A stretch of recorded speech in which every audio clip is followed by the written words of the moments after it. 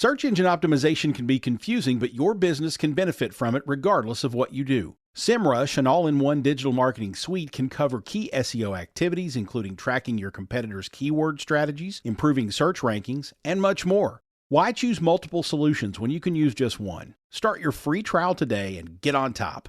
Go to bit.ly/SEMrushMPN. That's bit.ly, bit.ly/SEMrushMPN. Entrepreneurs Enigma is a podcast for the ups and downs of entrepreneurship. So the wins and the fails that we all face being entrepreneurs, and how we learn from adversity. Every week I talk to a different entrepreneur with a story to tell. I'm Seth Goldstein. Come with me on the journey. This is Entrepreneurs Enigma. Let's get started.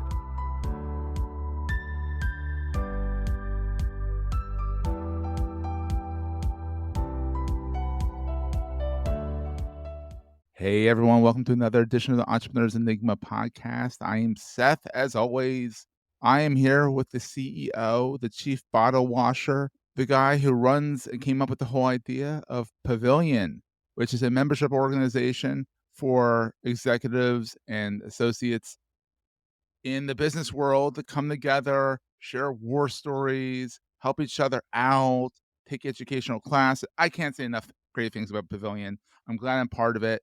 Sam, welcome to the program. Thanks for having me, Seth. Glad to be here. Oh, I failed to mention he wrote the book on how to be kind to people and how kind folks finish first. That is what it is called. Kind It folks is. finish first. Exactly. And it's true. I mean, it might not happen as quickly as if you are vicious at the beginning. I always found that if you're merciless, you might get some quick wins, but then you totally kill your brand. People. That's sort of the point of the book, which is that it doesn't obviate the need to be disciplined or tough, but yeah, I mean, it's really articulating the difference between short-term and long-term thinking and trying to underscore to people that if you take a longer-term view of your life and of your career, a lot more opens up to you, and it's just a different path to success than short-term transactional thinking, both of which might be effective depending on the circumstance. I found that your method works better. Getting nice, Seth, gets me farther than kind of being, for lack of better words, a dick. Some people might say, all right, get scared and buy from you, but they're not going to refer you to anybody. And that's what I found is it's like the quick win is great. You get that first sale, but if they don't like you, they're not going to refer you to anyone else in their circle. That's right. And that's even the beauty of recurring revenue businesses, which is that it's all about who you want to be over the long term. It's not about who you pretend to be in a moment. It is about, hey, we're going to be in business together for a long time and have relationships. And so it doesn't do me any good to screw you over because I want you to come back. And also being patient, which is hard for a lot of people. Realizing that you might take longer. Yeah. Not needing it. It's about not needing it to happen in a certain time. It's about, I'm okay with however it is right now. That's why I can be patient. Even implies like you're gritting it out. You're sort of like white knuckling it. But today is perfect. Today is exactly the way I want it to be. Love it. It's a mindset shift. I feel like a lot of people have to have that mindset shift to be successful in the long run. Yeah. So you wrote the book, but you started out in-house. You did some CMO work. You did. Were you ever a CRO? I forget if you were a CRO. You've done a bunch of stuff in corporate. Yeah, I've been in New York twice. Once from 1999 to 2000 when I was an investment banker, and then I left, and then I came back in February of 2003, so 20 years ago. And that was when I began working at venture capital backed businesses here in New York, and I worked at those kinds of companies of different degrees of success from 2003 to 2018. So for 15 years. I worked in VC-backed companies, primarily as some kind of senior GM / revenue leader. Yes. So CRO in my last two jobs, SVP of sales and business development, which was effectively the CRO. But it was a volatile journey. Yeah. And that was the reason that I founded Pavilion is because I worked GLG for 7.5 years, and then the next place for 4.5 years, and the next place for 18 months, the next place for 9 months, the next place for 10 months. And I was getting fired most of that time. 4 out of those 5 opportunities where I was asked to leave. And that's frankly what the book is about. But what I realized over the course of those 15 years is that I wasn't the only person that was happening to, particularly if you're Mm-hmm. listening to this and you've been impacted by what's going on in the technology industry this year or the past 2 years. And so what occurs to me, and the reason that I started this company, which I'm happy to, talk more about, is because there's never been less clarity. There was a playbook before the internet and before the globalization of capital and industry. There was a playbook which is you go to work at a company, maybe it's IBM, maybe it's my parents worked at for the State Department, for the Foreign Service for 25 years. Yeah. Maybe it's Ford Motor Company, maybe it's Hewlett Packard, I don't know. But you go someplace and it's a partnership that you're in together, and you're going to be there for a long time, and they're going to develop you, and you're going to rise up through the ranks. And at some point you'll become an executive. And when you do, that's when things will get a little easier, and you'll have your stock options or your benefits, And your gold you'll have watch. and your retirement account and your pension. And that's maybe for some people that want more variety and more excitement in their life. That's not what satisfying is. Yeah. But for a lot of people, that was pretty satisfying. And the point that I'm making is today, that doesn't exist. That's not a real thing. What's real is that the economy is more dynamic. It doesn't mean it's terrible, and it doesn't mean it's wonderful. It means that it's changing, ever changing, more rapidly than ever before. And companies are coming in and out of existence more rapidly than ever before. And the jobs themselves are changing more rapidly than ever before. And that means that if you want to we all want the same things, right? We all want to wake up and get a good night's sleep, hopefully, and do something with people that we like and contribute to the world, and know that we're contributing to our own security and stability, and that we're not on the precipice or a knife's edge of constantly being kicked out the door or It's constantly terrifying, being out on the street.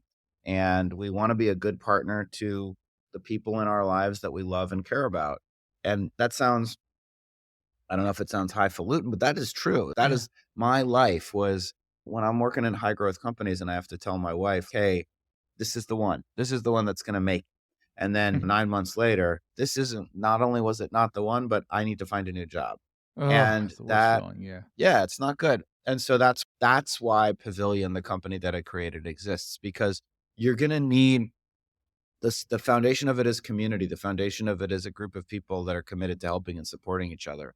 And then on top of that are specific things that you're going to need to do this. One of them is training. So to the point, Seth, of the classes that you're taking, some of them are insights, like data and information, so that you can understand what's benchmarked to correct and what's benchmarked to overly aggressive and what's benchmarked to conservative across the numerous decisions that you're going to make. You're going to need to have access to jobs. You're going to need to have access to recruiters and access to investors and access to all of the people that form part of the ecosystem of your industry, so that, and it's not, there just needs to be a playbook, and that playbook isn't something you can Google. And so that's what we're trying to be. We're trying to be this platform, this resource, and we are for-profit, paid membership model. But what that means is that we work for our members. I work for you. And when you need something, my goal as a company is to find a way to build that thing that delivers you what you need, so that on the margin, you can lead and our members can lead a better, more fulfilling, happier, safer life.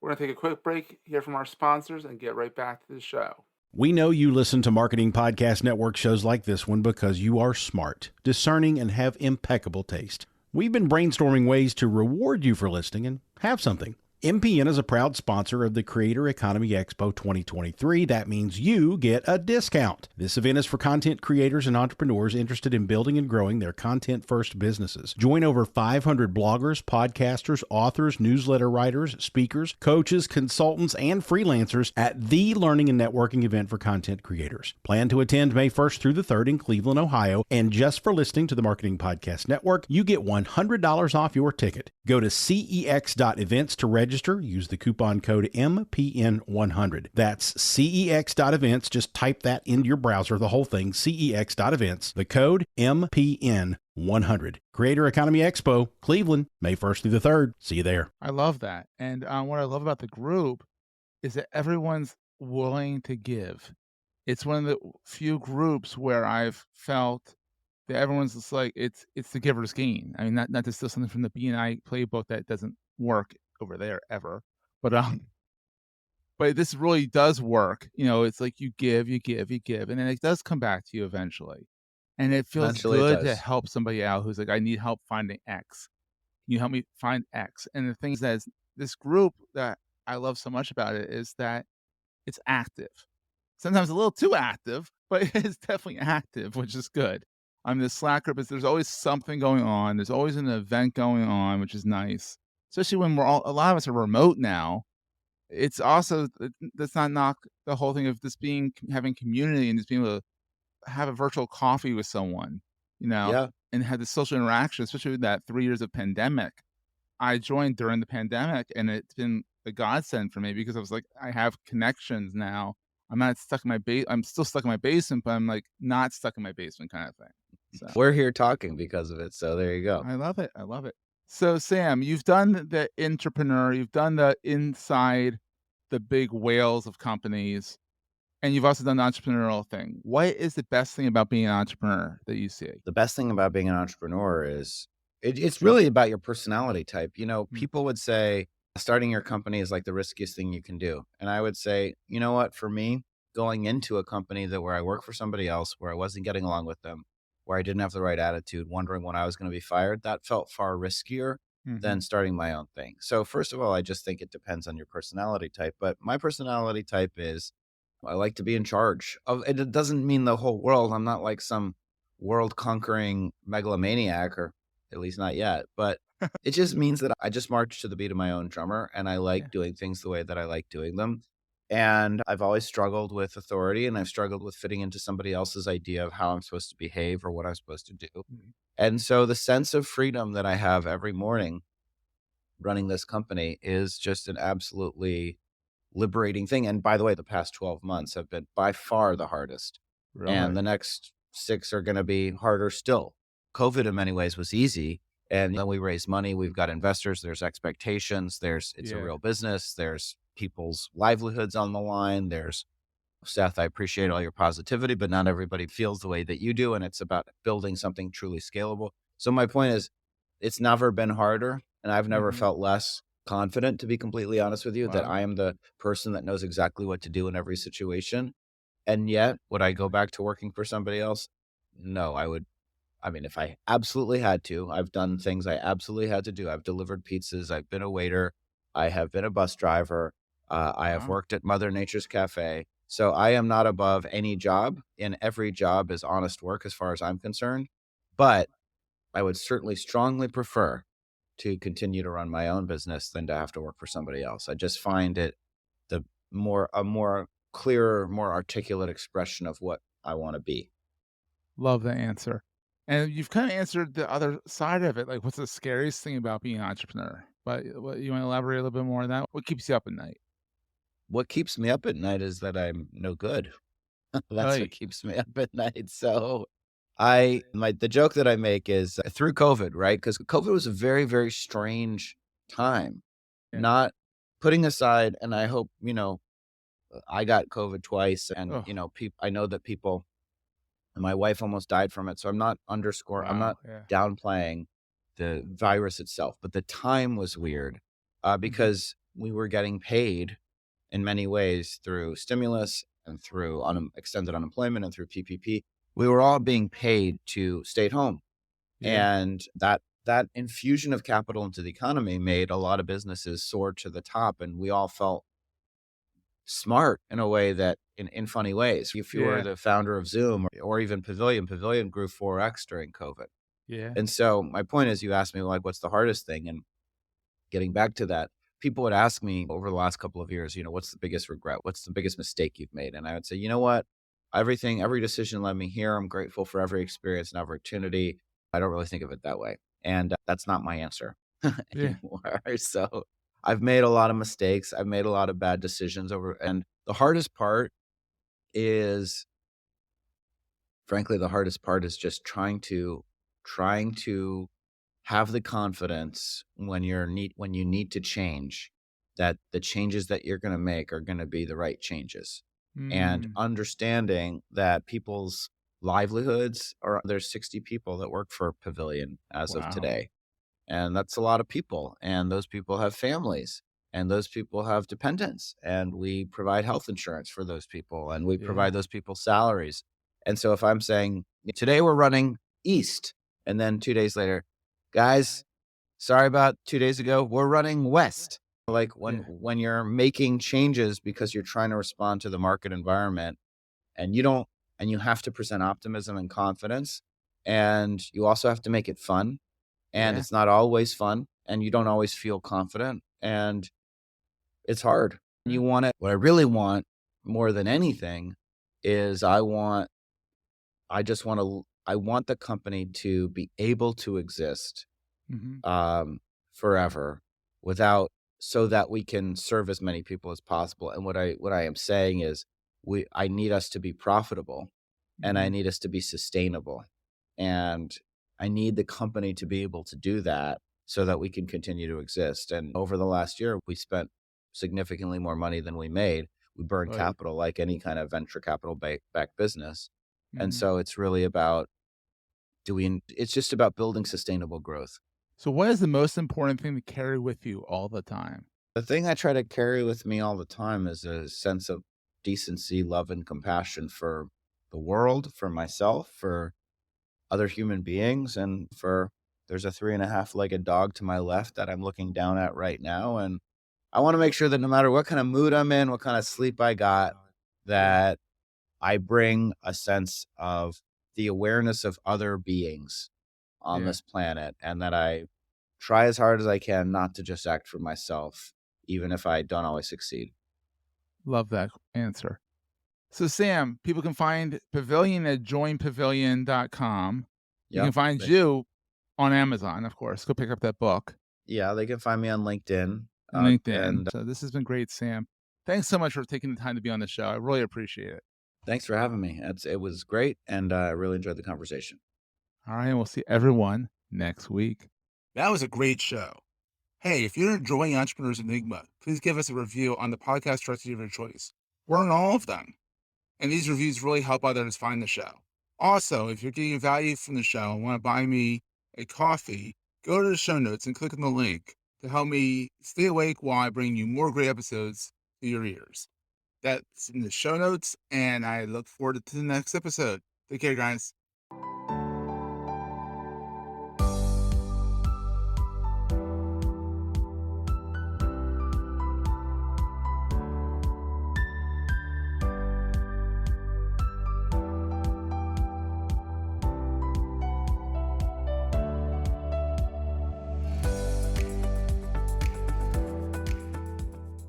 Goldstein Media hopes you have enjoyed this episode. This podcast is one of the many great shows on the MPN Marketing Podcast Network.